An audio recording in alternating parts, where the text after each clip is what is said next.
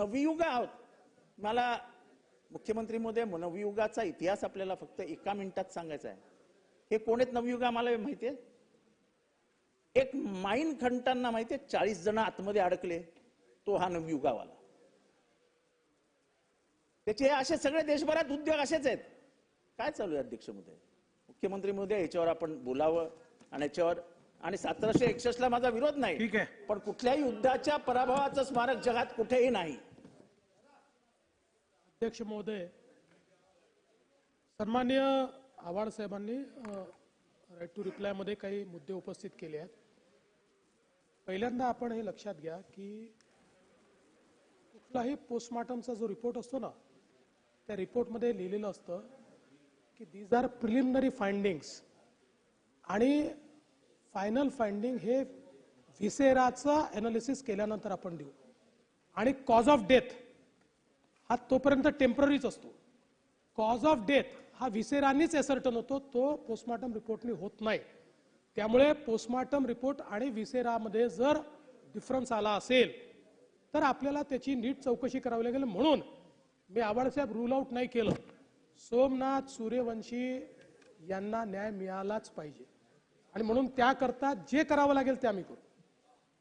आणि म्हणून निश्चितपणे या संदर्भात जो आपण अहवाल केलेला त्या संदर्भातलं काम आपण करू. आपण जे नर्सिंग कॉलेजच्या संदर्भातला विषय सांगितला, निश्चितपणे एका रूममध्ये नर्सिंग कॉलेज, तिनामध्ये याची चौकशी केली जाईल. अशा प्रकारचे नर्सिंग कॉलेज कोणी चालवत असतील तर ते बंद केले जातील. नाही, ते करू ना, त्याची चौकशी ते बंद केले जातील, ते चालू आम्ही देणार नाही. पण एवढंच सांगतो की त्याची आवश्यकता नर्सिंग कॉलेजची खूप मोठ्या प्रमाणात आहे. त्यामुळे अशा काही जर त्याच्यात अनियमितता असतील तर त्या निश्चितपणे त्या ठिकाणी आपण बघू. एक आपण सांगितलं की काय प्यारे खाननी चादर दिली वगैरे, मला नवीनच आपण सांगून राहिलात. प्यारे खानचा त्या चादरीशी काही संबंध नाही, त्या घटनेशी संबंध नाही. तो बिचारा त्या अल्पसंख्याक आयोगाचा अध्यक्ष आहे. त्यांनी मुस्लिम हिंदू सगळ्यांना एकत्रित करून त्यांच्या बैठका घेतल्या, त्याच्यानंतर मुस्लिमांचं म्हणणं काय ते ऐकून घेतलं. त्यामुळे मला असं वाटतं विनाकारण, पण आपण जे पॉईंट आउट केलं नक्की त्याच्या चौकशीत येईल की बाबा ते जप्त का केलं नाही किंवा ते का जळत होतं वगैरे, या सगळ्या गोष्टी या ठिकाणी येतील. टोलच्या संदर्भात आपण जे सांगितलं आहे, तर आता नव्याने टोलचं टेंडर निघतं आहे. ते टेंडर संपलेलं आहे, ते ट्रान्सपरंट पद्धतीने निघावं अशा प्रकारचा आपण निश्चितपणे प्रयत्न करू. आणि ही जी आनंदीबाईची गडीची जमीन आपण सांगितली आहे त्याची चौकशी आम्ही निश्चितपणे करू की कोणी जर ती जमीन अशा प्रकारे बळकवण्याचा प्रयत्न करत असतील. एक पानिपतच्या संदर्भात मी आपल्याला फक्त एवढंच निदर्शनास आणून देतो की इतक्या वर्षामध्ये पानिपतच्या लढाईला सातत्याने आपण हे म्हटलेलं आहे की ही आमची शौर्याची लढाई आहे. याचं कारण काय माहिती आहे? पानिपतच्या लढाईशी किंवा अहमदच्या अब्दालीशी मराठ्यांचा काही संबंध नव्हता, काही नव्हता. तो काळ असा होता की ज्या काळामध्ये संपूर्ण देशामध्ये मराठ्यांनी एक आपली ताकद उभी केली होती आणि वेगवेगळ्या ठिकाणी वेगवेगळ्या लोकांना बसवलेलं होतं जे तिथला राज्यकारभार चालायचे. त्यावेळेचा दिल्लीचा जो बादशाह होता हा मराठ्यांना खंडणी द्यायचा, किंवा खंडणी त्याला काय टॅक्स म्हणतात, टॅक्स द्यायचा, महसूल द्यायचा, खंडणी नाही महसूल द्यायचा, टॅक्स द्यायचा, हा चौथाई द्यायचा. आणि नाव विसरलो आता मी. आणि ज्यावेळी अहमदच्या अब्दालीने येऊन या ठिकाणी दिल्लीवर कब्जा केला त्यावेळी त्यांनी मराठ्यांना पत्र लिहिलं की दिल्ली वाचवण्याकरता या. काही काम नव्हतं मराठ्यांचं, देशातलं कोणी गेलं नाही, मराठी तिथे गेले.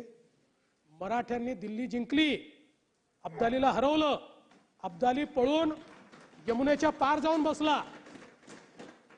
यमुनेच्या पार जाण्याची तयारी देखील मराठ्यांनी केली. त्या दरम्यान अहमदच्या अब्दालीने मराठ्यांना एक पत्र पाठवलं आणि त्या पत्रात त्यांनी म्हटलं की तुम्ही शूर आहात, तुम्ही वीर आहात, मला तुमच्याशी लढायचं नाही, आपण समझोता करू, तुम्ही हे मान्य करा, पंजाब, सिंध आणि बलुचिस्तान हा माझा प्रदेश राहील आणि उरलेला भारत हा मराठ्यांचा, हे मी मान्य करतो.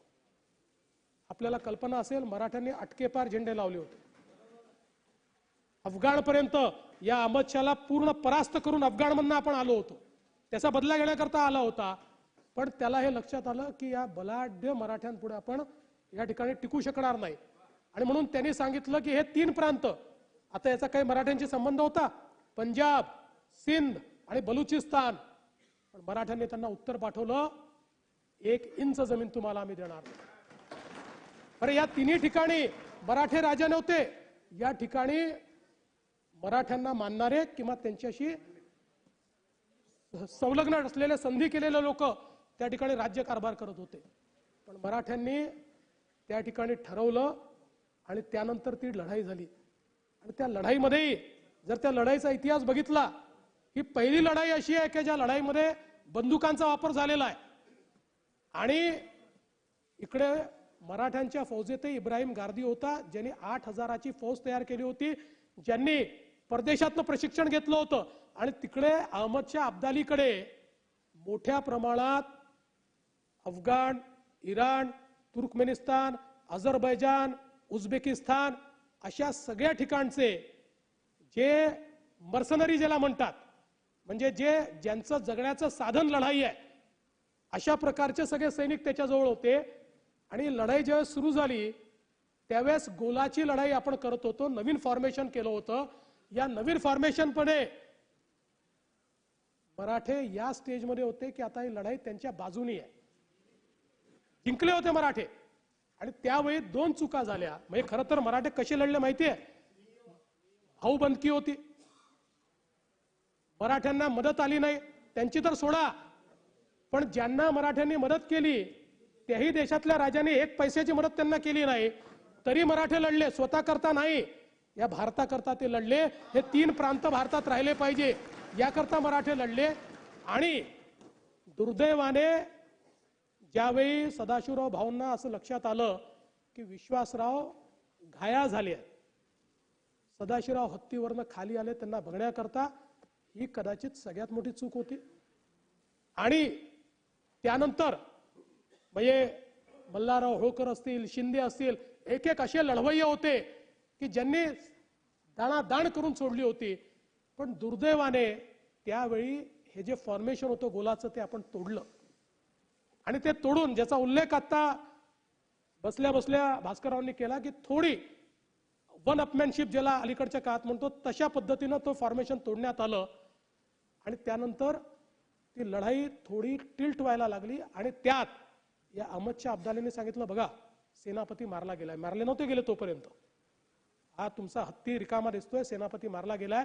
आणि त्यातनं मराठे चौथा आले आणि सगळं फॉर्मेशन तोडून ती लढाई सुरू झाली. आणि मग त्या लढाईचा जो अंत झाला.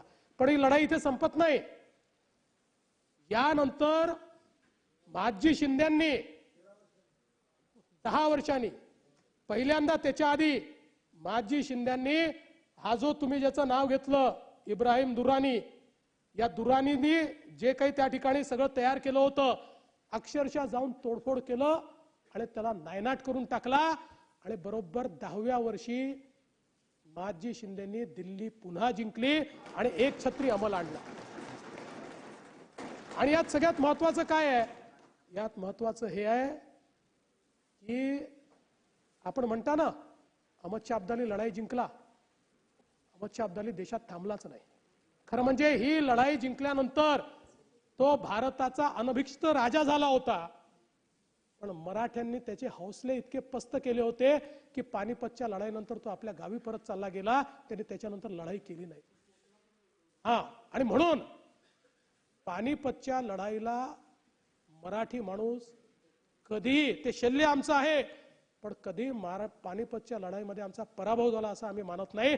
त्या पानिपतच्या लढाईमधनं ऊर्जा घेऊन महादजी शिंद्यांनी पुन्हा एकदा या संपूर्ण भारतामध्ये छत्रपती शिवरायांचा भगवा झेंडा हा दिल्लीवर लावला आणि भारतात मराठ्यांनी पुन्हा एकसंघ राज्य स्थापन केलं. आणि म्हणूनच ही मराठ्यांच्या शौर्याची लढाई आहे. स्वतः करता लढले नाहीत, या देशाकरता मराठे लढले. आणि म्हणूनच या ठिकाणी आमच्या शौर्याचं स्मारक हे तयार झालं पाहिजे. आणि छत्रपती शिवाजी महाराज जे आमच्या शौर्याचं प्रतीक आहे त्यांचा, आणि ही आपली मागणी नाही आहे, आपले जे मराठे तिथे राहिले, रोड मराठा आहे आमचे तिथे, ते सगळे माझ्याकडे आले आणि त्यांची खंत होती म्हणजे मी मुख्यमंत्री म्हणून गेलो तर त्यांना इतका आनंद झाला. आमचा प्रयत्न असेल दरवर्षी मी किंवा कोणीतरी उपमुख्यमंत्री त्या ठिकाणी जावा, मोठं शौर्य प्रतीक ते त्या ठिकाणी तयार करतात. त्यांची खंत होती की मराठ्यांनी इतकी मोठी लढाई केली, ही जागा आहे इथे स्मारक छोटंसं त्या काळात तयार झालेलं आहे, पण त्यानंतर काही झालेलं नाही आहे, ते चांगलं स्मारक व्हावं आणि त्यांची इच्छा होती की या ठिकाणी छत्रपती शिवरायांचा अश्वारूढ पुतळा हा तयार व्हावा आणि म्हणूनच हे स्मारक आपण करतोय. त्यामुळे आपली भावना चांगली होती, पण कृपया याला पराभवाचं प्रतीक मानू नका. यातनंच आपण विजय मिळवलेला आहे. मराठे विजयी झाले आणि हा देश एकसंघ ठेवलाय आणि म्हणून आपण या ठिकाणी हे स्मारक करतोय. एवढंच मी आपल्या निदर्शनास आणून देतो. सभागृहांनी या प्रस्तावावर विचार केलेला आहे.